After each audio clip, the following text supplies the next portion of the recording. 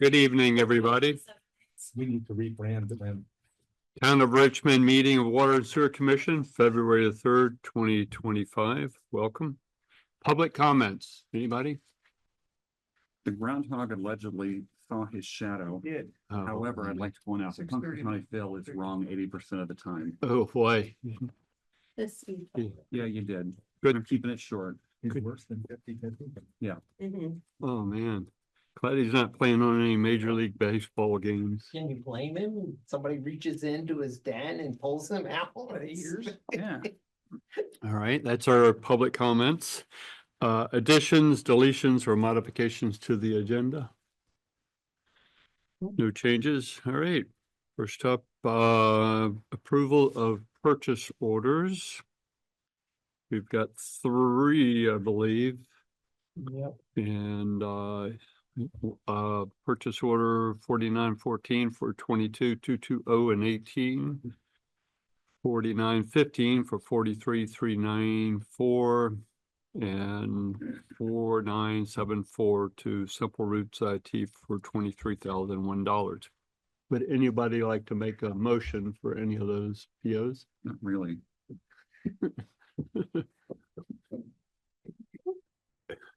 Well, I'm waiting for them to come out. Yeah. Oh, I see. Yeah, yeah. All right.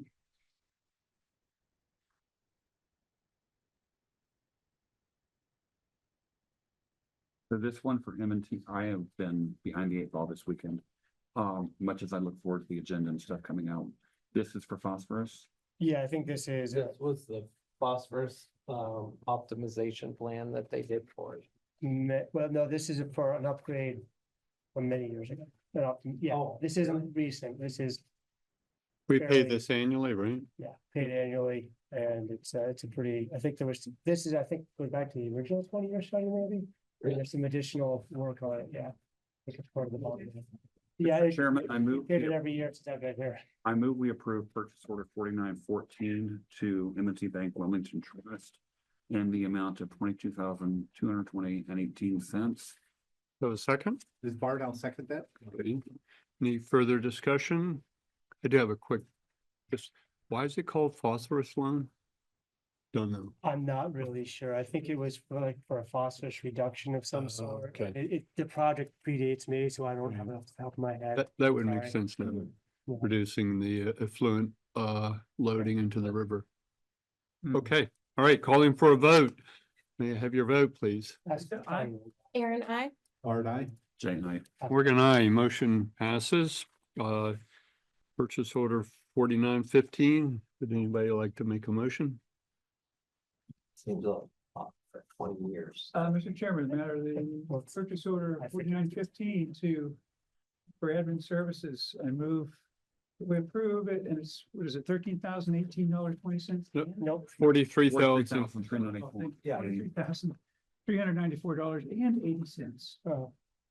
I think it's 0 0 cents. cents, but that's okay. Close enough. Yeah. Yeah, it's 20 and 80 above, they total up to 00. 0 cents. Okay, do I have a second? I will second Lisa's Eric. motion. All right, Lisa made the motion, Aaron seconds it. Discussion?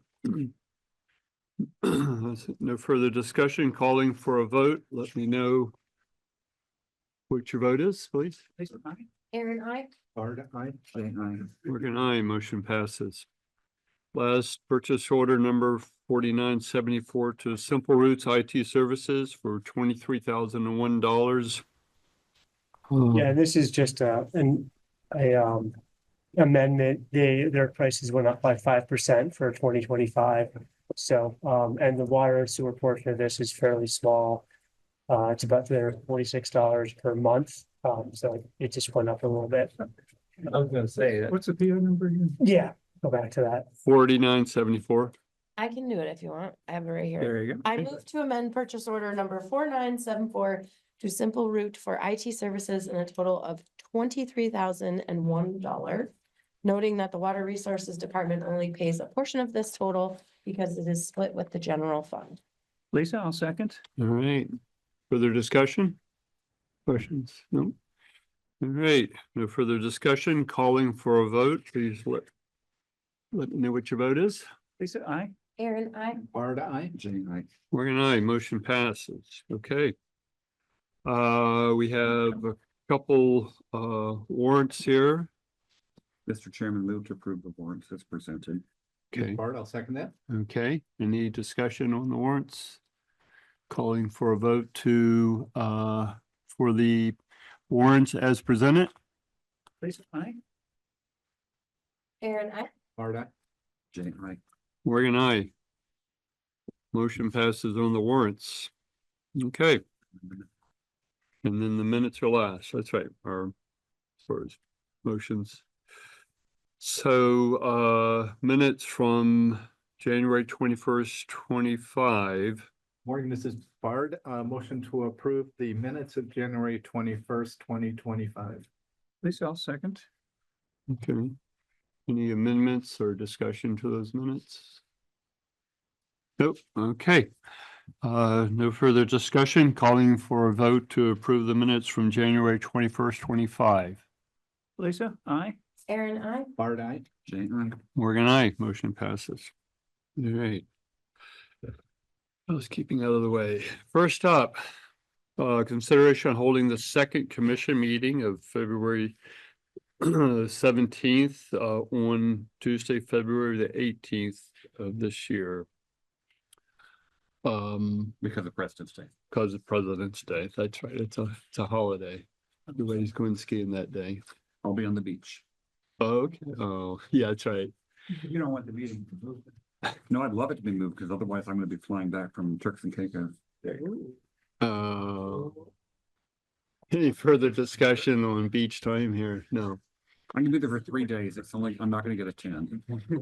So we do need a motion. I move to hold the second commission meeting in February on Tuesday, February 18th of 2025 to account for the holiday on Monday, February 17th.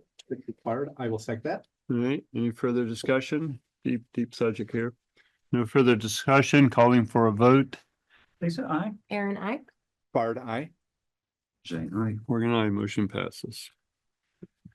Does that mean we'll have you on Tuesday, Joe?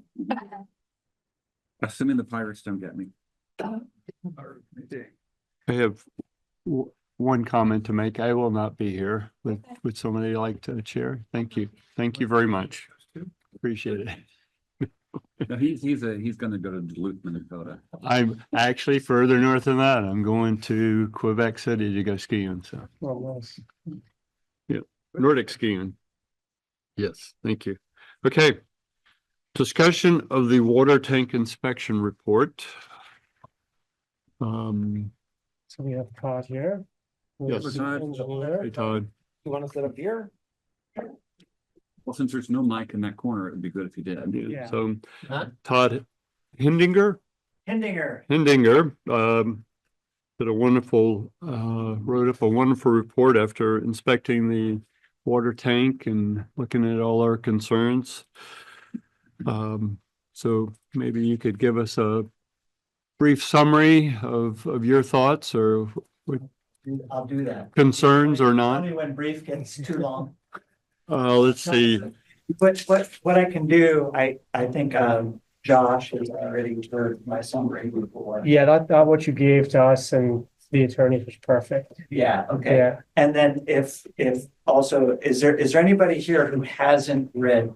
It's okay. Well, the public is not, and the public's listening too, Yeah, so. that's okay. Is there anybody here who hasn't read the report?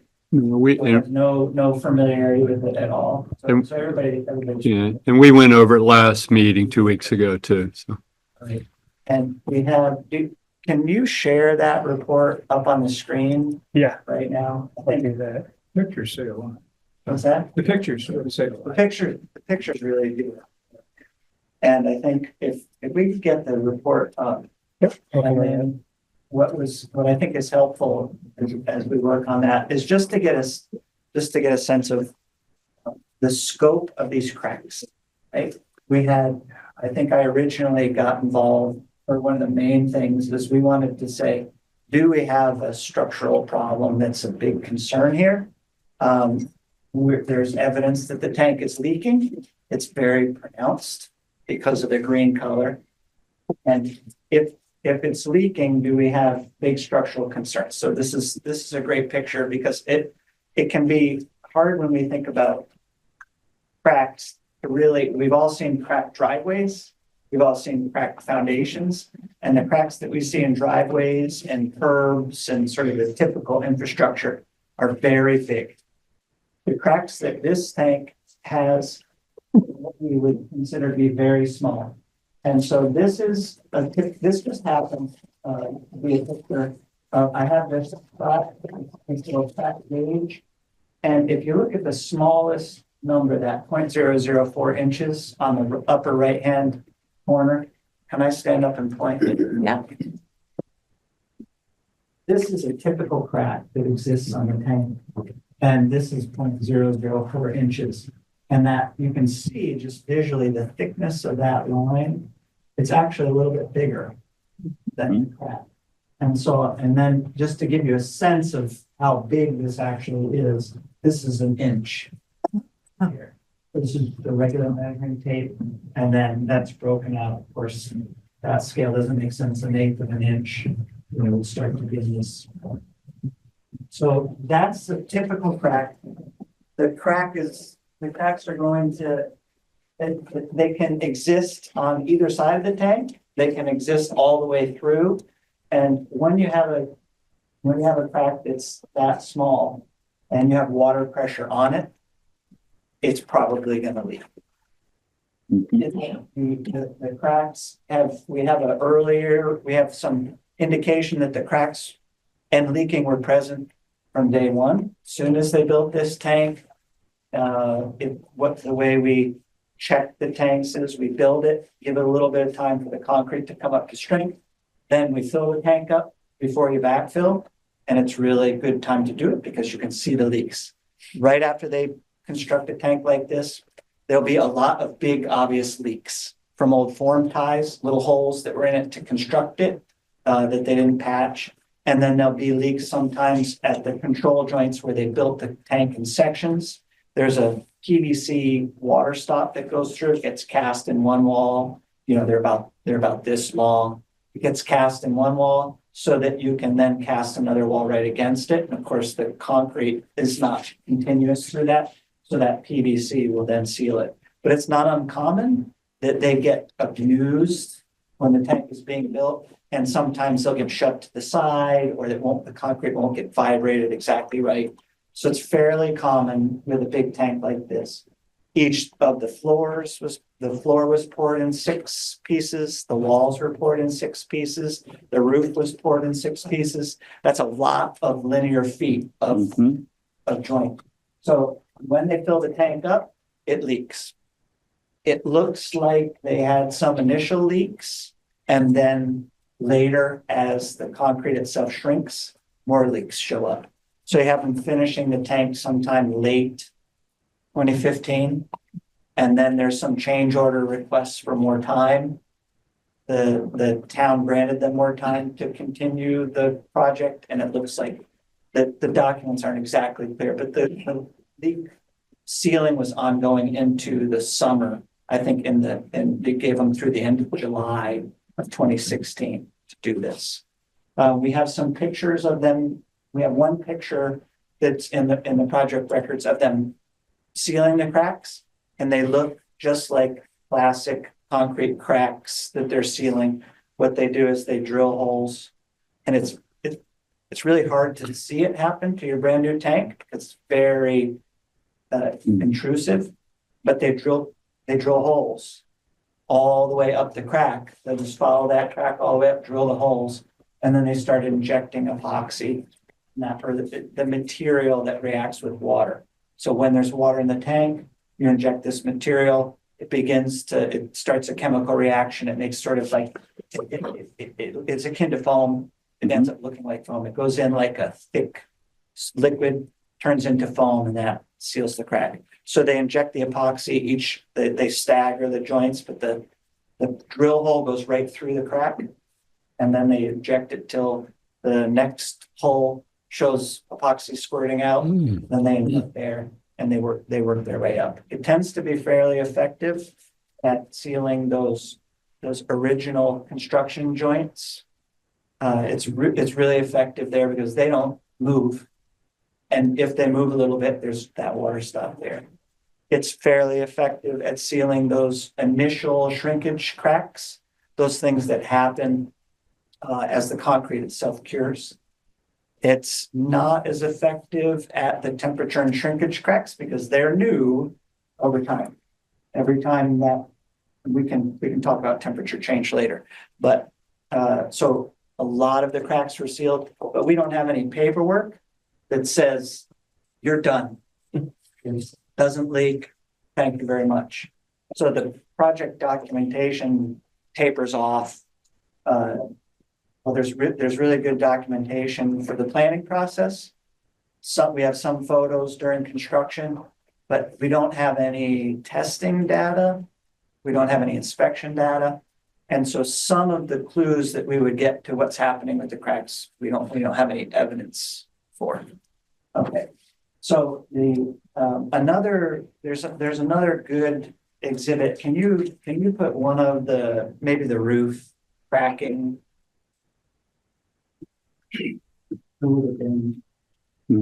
Yep. Right here. Where do you want your No, diagram? I'm I getting. think go up, keep going up. This one? Or no? Roof. You want on top? That one. The top one's really good. This one here? Yes. Another theme when we think about cracking is whether concrete is restrained or not. So if you pour a concrete foundations tend to not see any of this small cracking. You pour a big piece of concrete right on the ground, there's nothing holding it at its edges. So when it shrinks during curing, it just gets smaller. Then when you pour a wall on top of it, the slab or the footing has already shrunk. And then you pour a new wall on top of it and it starts to shrink, but it's stuck. It's restrained by that footing. So what will happen is you won't get any cracking near the edge. You won't get cracking at the top. That all just shrinks in and shrinks down. But where it's restrained on the footing, you'll see cracks come up. And so we have temperature and shrinkage reinforcement that goes in. It's steel reinforcement. It's fairly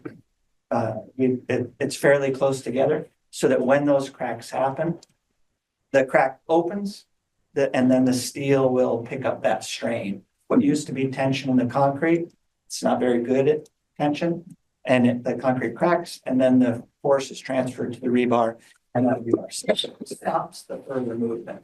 So if it was really lightly reinforced, the cracks that we see in the walls would be big, and they'd be sort of random. So these cracks are all fairly common, and they're all universally very small. So the temperature and shrinkage reinforcement maybe isn't perfect, but it's keeping the cracks from getting big enough that there might be a structural issue. So I like this. I like the sketch. This is the roof. And let's see. This is the north side. So here's the hatch. And there's the ladder right here. So the road would be on this. The road would be on this side. And what we can see is these floors were first. So this is these are the first floors of the roof. And it's just interesting to see that this one in particular, which would have only been touching a wall, is the least cracked. And then the last one, where all this other concrete is here. So now it's restrained on this edge, it's on the wall, and you see a lot of crack. And that phenomenon just helps to explain the restraint that's going to come up, probably as we dig into things. And then Steve had brought up a couple other issues that we looked at while I was there. One is, can some of these cracks be because the tank is settling? And it's not uncommon for a big tank like this constructed on a sloping site. You have some native material that was excavated into, and then the tank is also built out over some fill. Mhm. So it wouldn't be unheard of for the tank to settle downward on the unconsolidated or softer fill. So I had my survey instrument, I took shots on all the corners. And it doesn't seem to me that the tank is, there isn't any significant lean or twist in the tank. It's not to say that it isn't happening at all, but I think I measured from one side of the tank to the other, and the biggest difference I had was 3/4 of an inch, which would be, imperceptible for a concrete tank this big. And it could have also been built that, this tolerance for a tank this big, if the roof was 3/4 of an inch off, that wouldn't be a cause for concern. Go ahead. Question, on page 4, I think it is, 1.2, the roof, says the last sentence, there's a thin masonry layer applied over the above grade sections of the roof. Is that original or is that something added later? And what was that? It's sort of my take is that it's very early phase, that is after construction. Okay. The concrete, the original design says for this coating to exist. So it's part of the original thought process that it's gonna happen. Oh, okay, that's. But it was preemptive. clearly pursued, there's some correspondence that talks about it being pursued for aesthetic purposes. And that again is, if you have leaks and you see those leaks and you see the efflorescence that's associated with them, it wouldn't be uncommon for someone to come along and say, well, let's do that coating after all, because that coating in the very, very short term is a sealant. So it's a masonry coating. We're rubbing it in. It's going to go into the cracks a little bit, and it's going to seal on the outside surface of the tank until the next movement, or until the water touches it and it freezes. Yeah, so it's the coating that's on there is a very, very brittle masonry. Sure, it has no aggregate, so. And it already is pocketed behind it. Yeah, I mean, it flakes off pretty easily. Yeah, and underneath. I'm sorry, Bart, go ahead. I only point out that for the historical record, I think we could find this in Water Sewer Commission meetings that were contemporary. That coating was not intended to hide anything other than the tank itself. So there were discussions with customers about what should we do with the tank? Should we leave it gray, or should we do something that would make it blend with the environment? And the discussion at the time was do something to blend with the entire environment, i.e. green, to make it look more like blended. No, he's actually talking about not the paint. There was actually a coating put onto the whole tank, a skim coat. Yep.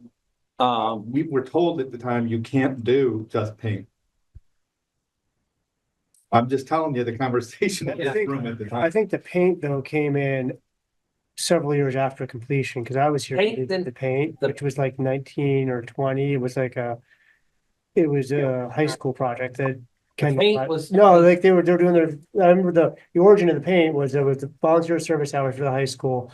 Kendall said, hey, it'd be great to have this green. I think we talked about it, but that was 5-6 years after the completion, when I think that was May 2022.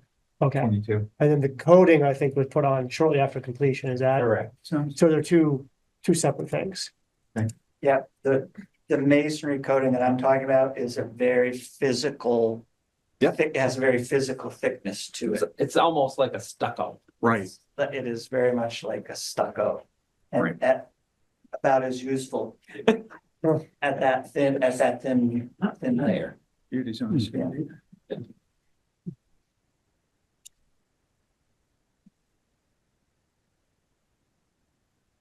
So does the record show why the stucco was put on, for what purpose?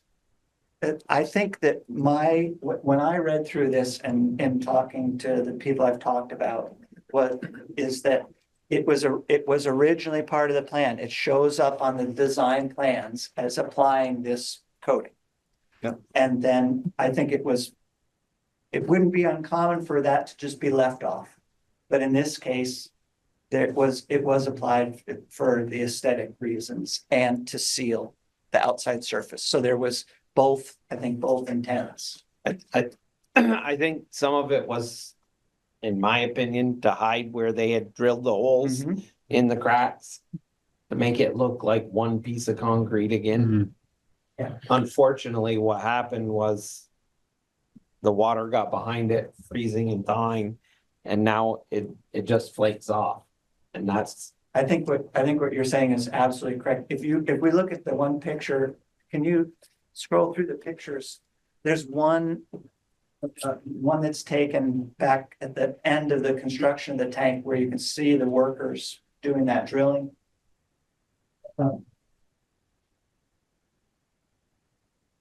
And this picture will illustrate what I was saying about how intrusive it is when they actually do that, and why Steve's probably right that that had a lot to do with the aesthetics.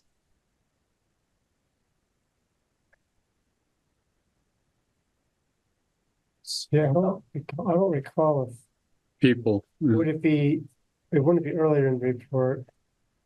I don't recall a picture of the people doing the drilling. Okay, well, there is a picture though of, Is it this one that you're looking for? Yeah, we just. no, I'm sorry, it's not in there. Yeah, But if you go, just go down to where you see there's a big open area of concrete visible through. like not a green picture though. It is green. Oh, it is green. Yeah. Yeah, go Okay. down, keep going down. Keep going down? Yeah. Okay. it was on that corner where we pulled it off. Yeah.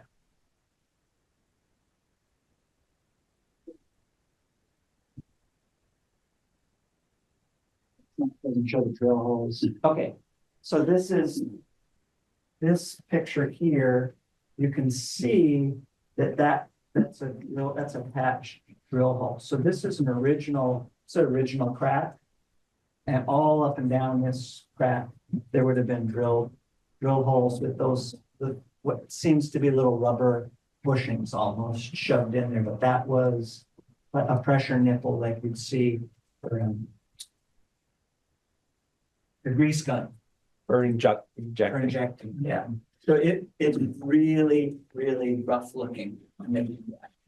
So when looking at that, the calcification or the effervescence is from the coating or from the concrete? It's from the concrete. That is, that So, much. so okay. inside that tank, there's a little bit of water pressure. It's coming through there. It's just like, Oozing. just enough to do a drip every now and then. But that the water going through there will dissolve the material that's in the concrete. And once it comes out of solution, it precipitates. Right. And whether it's a chemical reaction exposed to the air or there's actually drying, sort of from a look standpoint, Mhm. it looks very similar. So that's really most of the time concrete material, but it can also be material that's in the water. Right. It's just naturally in the water that comes out, and there's a lot of, I don't know the chemical composition of your water, but it's fairly common to have all sorts of metals that'll come out of solution when they dry like that. Okay. And this crack in particular, it looks like a lot of effervescence there, but the coating actually flaked right off in big chunks when we were looking at it. I mean, it was just, it would Sure. open, and that's where we found the drill holes underneath. So the drill holes tell us that this leak was there. Go back to 2015, 2016, this crack existed on that, and now it leaks. It's leaking again. So you can sort of think of it, it doesn't seem to be getting any worse since 2015. It is getting a little worse. And let me give you a sense of scale. The walls are getting a little worse and that's probably because the concrete continued to shrink for some time period after they finished this first round of sealing. But then it also is happening because that tank, the tank that sticks up above the ground is exposed to some pretty cold temperatures. And if you've, concrete sticking up in the cold air, it's gonna shrink, yeah. And it's gonna shrink, the concrete that's above the ground is gonna shrink differently than the concrete that's just below the ground. So you have this, it's getting bigger and smaller. The walls don't tend, the cracks are smaller, and the temperature and shrinkage is gonna be less on the walls because one side of them has water that's, Yep. what's the temperature of the water? Like 50, Yeah, I would say it's probably, well, no, I can tell you exactly what it is, coming out of the well, today it was 10 degrees Celsius. So that's 32, 42 degrees. 10 degrees Celsius is 50. Huh? 10 degrees Celsius is 50 Fahrenheit. Yeah, okay, so in terms of energy loss, if you have, even if it was a little cooler than that, you have really, really warm water with a giant mass, and you have a piece of concrete that gets very, very cold on one side, chances are that concrete most of it is relatively warm, right? There are icicles, these aren't turning into icicles down the face of it. The roof is a little bit different, in that it's only air on the other side. So if you look at the exposure of the roof, it's going to be able to get much colder. And there'll be periods of time when there is no snow, when you have cold temperatures, where the roof is going to experience a lot more of that temperature and shrinkage effect. And when it gets really, really, really, really cold, it shrinks, but it's stuck on that warmer wall, for example. It's restrained all over the place. So the cracking of the roof it certainly is not stabilized. The child's report from 2020 doesn't quantify the cracks, and so we don't have a drawing of exactly what they look like. But I can see when I look at the cracks, I have a little microscope that I'm looking at. You can see that the edges leading into the crack are weathering from freezing and thawing. So the water is just sitting there, and it's freezing and thawing right on that surface, and it's sort of jacking and ruining that pop. I did see on one of the pictures too, it said that water can leak from the roof into the tank. It is definitely the case. there When are you go- puddles up there. There are a couple puddles. You just have normal precipitation, normal melting that's going down through the roof. And there are some pictures inside the tank. And inside the tank, when you look up, you can see that efflorescence on the roof and big long cracks. Those are good examples. And so that's happening because water that's on the roof is going through the roof. And so as I point out, I think I use some obtuse language, like the things that are normally on horizontal surfaces outside could go inside your tank. That's an obtuse way of saying that Yeah, birds. yeah. Yeah, so I guess to me, that seems like a big deal. you do have residual chlorine, but Bart? So speaking back to design, given what you've just described of the risk of flat roof, is that what people do, is build a flat roof on top of a large concrete water tank for drinking water? yeah, this is fairly typical construction. So it's not an anomaly, like what the heck were they thinking, putting a flat roof on it? It's more, what do you do to mitigate it? Yeah, I've come to, and this is just where I've ended up. And, when I design a tank like this, this wouldn't be something atypical, even now. It may be cost prohibitive now, some of the precast concrete starting to displace the cast in place. But we have other projects where engineers have recommended roof membranes.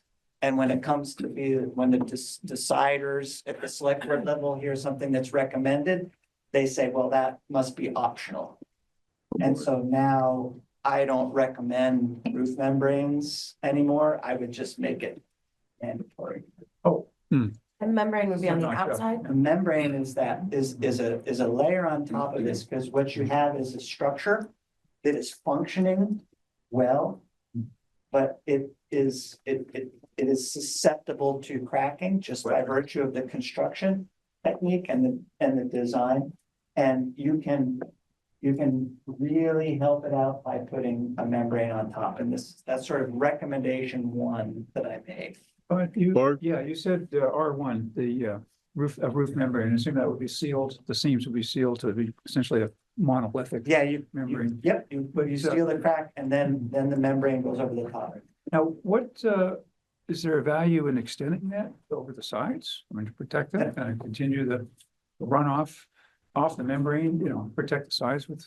A little bit, just right around that, the roof is 9 inches thick. Yeah. So right over that edge, but I'm not sure. I don't think that we'd want to coat. We want to be a little careful, like if you put a coating outside of concrete that's filled with water, it gets really dynamic. Okay. So So this is actually a coating, not a monolithic, I mean, a separate membrane that comes. it could be either. It could be either like a big, I don't want to say a big rubber membrane, but it's going to be a big rubber membrane, or it's going to be a product that's made to be applied. And in this case, we want it to have some flexibility so that when the crack changes dimension, it can do it too. Bart? So I'm still in the past. Yes. And I'm not yet at the present and future where you are. So is there any documentation in the past that there was any discussion or recommendation of a membrane on top of this roof at the time of design? I don't see any. My memory is that there was not. Just for the record. A roof member, I mean, it's like a flat roof on a building, right? Yeah. Yeah, so, I It mean, serves the same purpose. I don't think you'll end up with, if you decide to pursue that, I don't think you'll end up with a big piece of actual membrane, so Right. much as a coating, but that would be something that whoever designs it would, help you sort out. right, You had said that the top, the roof is susceptible to the freezing and thawing more. Is there an advantage or a disadvantage if we insulated under the membrane? Or is that So that's another one of the recommendations is, if we're gonna go about making this tank, you're gonna be getting the most value that you can out of this, because the structure really is holding up well, but it's getting wet more than it should. We want it to last as long as we can. That would definitely be something I would look into before I put the membrane on, would be an insulation system, because the water is so nice and warm, you would need very little to change the dynamic of the temperature that concrete's exposed to. Very, very little insulation. And the only cautionary tale to that I can think of is then you won't see it. You won't see the tank. And so it's always a question of, do you want to cover something that does have some cracks? Except for from the inside. Except from the inside, yeah. So we would, if we had to start all over again, we could put a liner on the inside and a membrane on the top. And then there would never be any leaking out through the walls, right? Then you could put some insulation on the outside and that would be fine.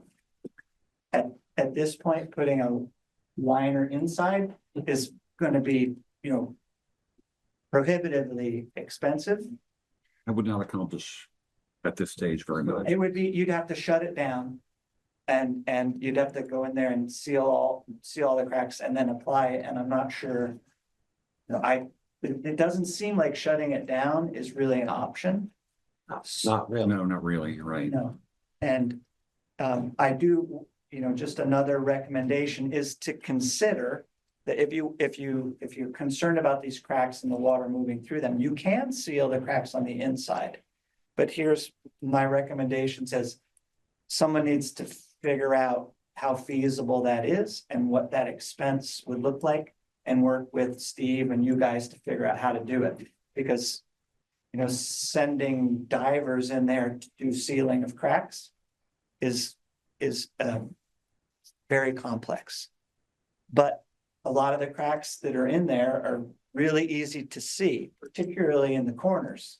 So a lot of that leaking that we see coming right at the corners is there's probably one crack right at each one of those corners. And that would be low-hanging fruit for them to seal. And then you could decide where else we wanted them to do it, and maybe even perhaps figure out just how low we could get that water to make it easier for them. Right, that's what I was thinking. You could drop the water down to 3 days or something. The initial design of the tank was to have two separate Right. halves. Well, it's, And that design would have allowed you to drain one, seal it, or do whatever you needed to inside and do the other. The cost of essentially two tanks was prohibitive. And you went to the design that we have now, which is one large tank with pillars in it. And so. And it's not at all feasible to build a separating wall now compared to looking No, at. Well, I mean, if we're talking about like extravagant solutions, you could do it, but I mean, essentially, you're talking about shutting it down again.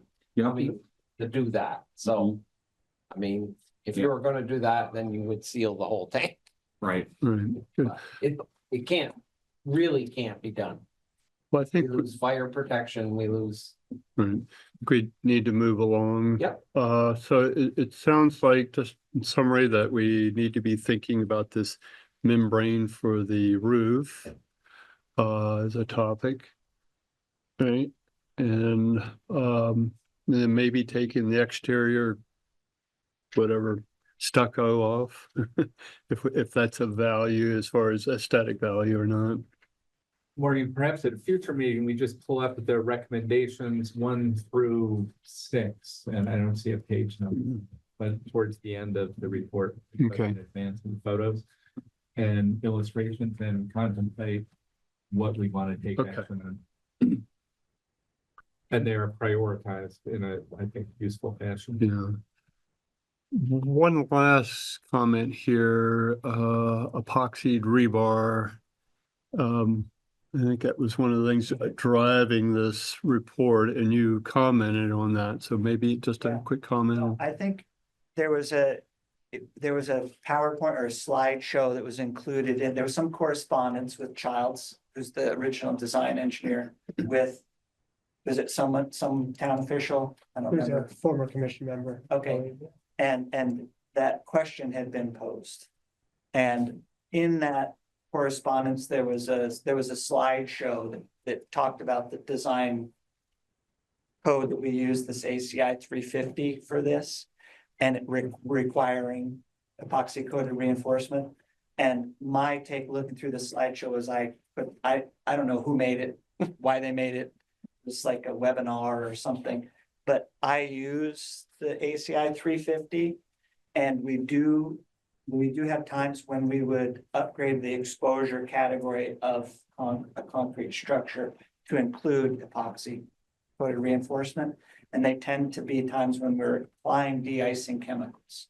So for this roof, if we were designing it, Steve said, we use it as a walkway every day, and I'm gonna be out there throwing rock salt on it, then that's when it would have been probably appropriate to up the exposure category to use epoxy coated reinforcement.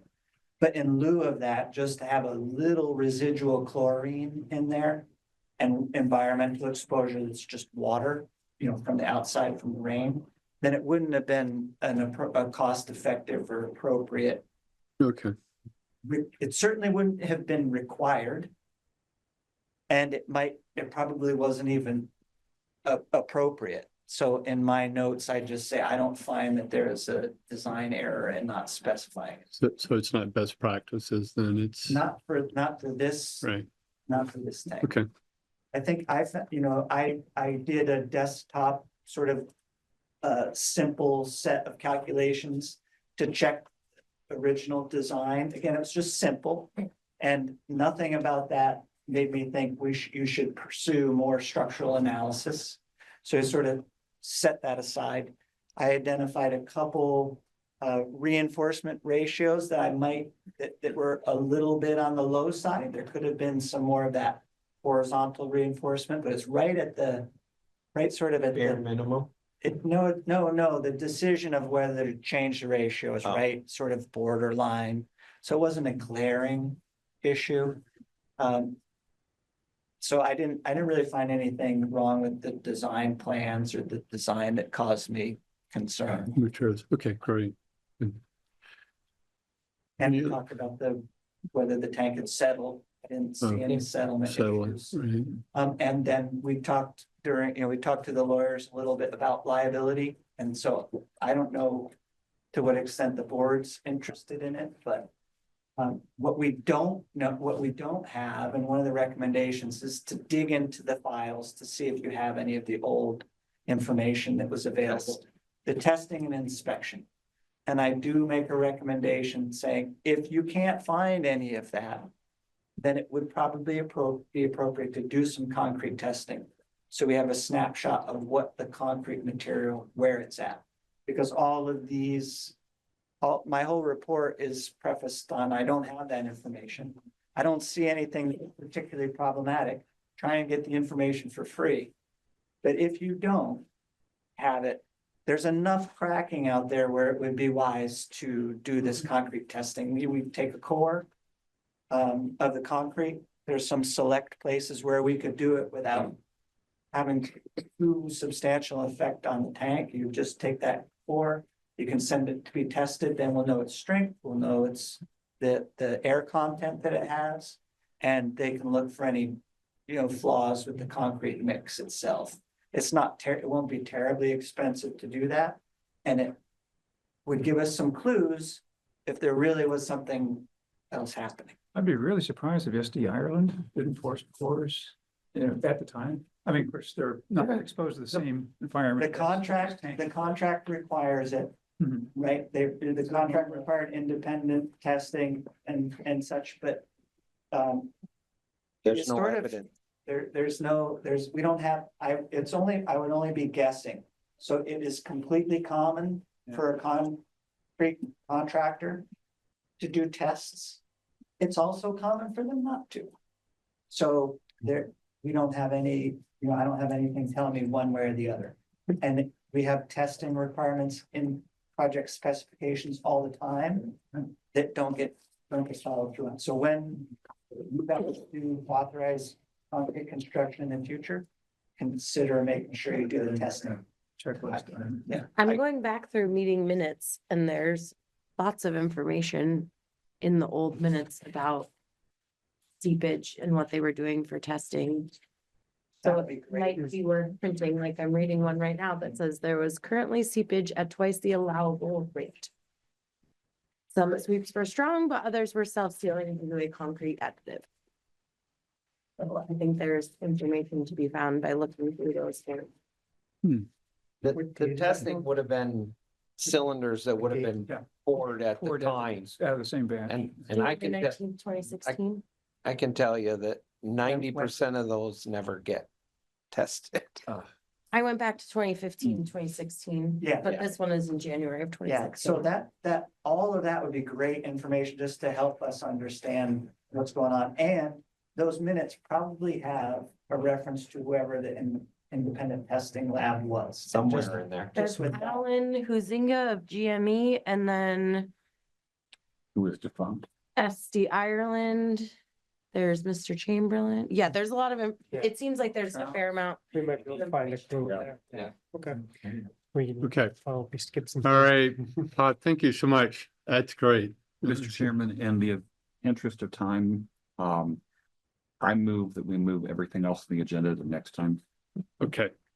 I would agree with that because we got about a couple minutes here and the But I financials will want take. to obviously thank you very much. Yeah, thanks for. Yeah, thanks, Todd. Unless we want it for some strange reason to have a meeting next week. No, well. I mean, we've got the select board meeting at Right. 7. If you guys want to do a meeting at 6 o'clock next week, we could. It seems to me we either, because we have a couple of things stacked up here and this will take more time again, that we could either have an extra meeting or go back to a 5:30 start time. I'm considering. I'm okay with doing an extra meeting next week, but I defer to the rest of you. Free as bird. I could. It's a good time of year for me. That we want to do a 6 PM meeting next week. Working. Sure. Okay, 6 PM next week. Thank you And just basically just Thank run you. these same things, Yeah, finish this meeting basically. finish this And meeting. anything that comes up, like the water main that will break that we're gonna have on such and so street next Tuesday, or Okay. this Okay. Tuesday. Or- Yeah, All right. So I don't think we need to add anything to our agenda for next week. no, I think Very good. we'll have 5 or 6 things that we can dive into next week. Yeah. We'll have plenty of time. Okay, Mr. Chairman, I move we adjourn. Anybody like to second that motion? Second, All right. So thank you. Calling for a vote to adjourn. Lisa, I. Aaron, I. Or I. Jay, aye. Morgan, aye. Motion adjourned.